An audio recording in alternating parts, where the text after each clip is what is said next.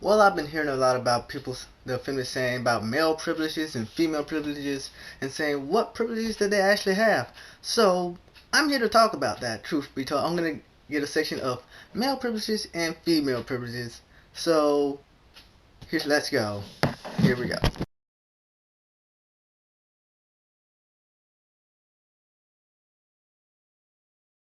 Privilege number one for females. Did you know that a female can get away with a lot more crimes than a male can? They can get away with it faster, quicker, and easier, just because they got a vagina. Because honestly, that's what it concludes to. If a guy can be just like a female, we would get those privileges too.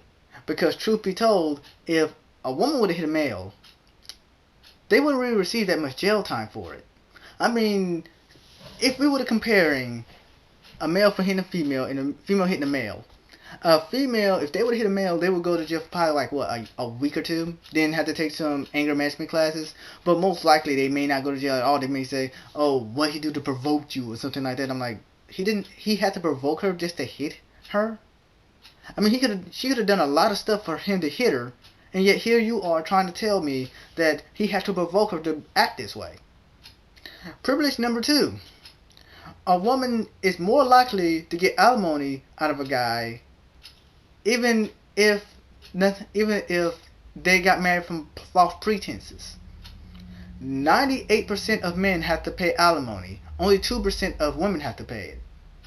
And feminists don't like that. A lot of females don't like that. They say, hey, that men should have to pay alimony for to a woman. I'm like, why? Because they say, oh, it's because it's your duty. I'm like, you want to break up with us, and yet now we have to pay for your mistake. I mean, I can understand sometimes a girl gets paid alimony because of the guy, she left the guy for good reasons. But when you have a female who has a job and everything, why do we have to pay alimony for? I mean, sometimes a female will cheat on a guy and still the guy has to pay alimony for because they had a higher paying job. How is that even fair? Privilege number three: a woman is more likely to take custody of the children, even though sometimes the children is proven not to be the guy's.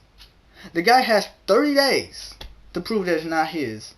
If he doesn't, then the child is then put on him for the fault. And how is that fair? That means he can be one day late and that child still be technically speaking his. And sometimes it can be for false pretenses as well.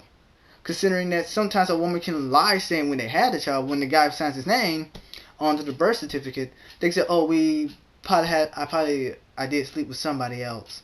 Like a week later, they can just spring it on and then prove not be the father.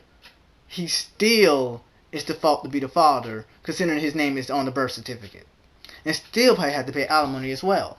So how is that fair? How is it that a woman can trick a guy into getting child support and getting custody of a child off of false pretenses? And not only that, but there have been studies showing that a woman will be more likely to harm the children than a male would.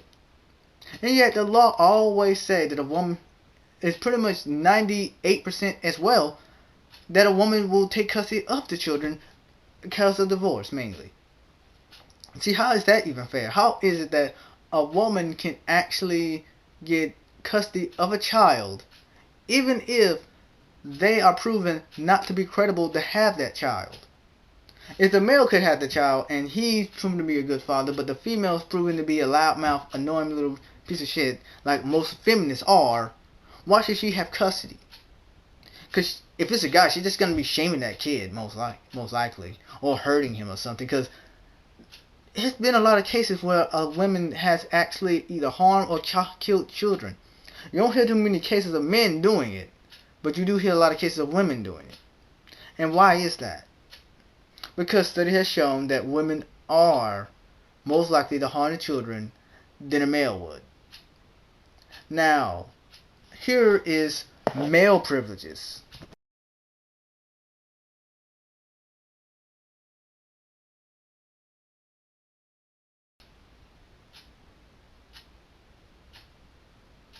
I'm sorry, I really can't name a single thing a male can do that a female can't do. I'm hold on, I'm kind of. Nope. I can't think of a single thing that a male can do that a female can't do. Surprising, huh? Well, I'll see you guys another time. Peace.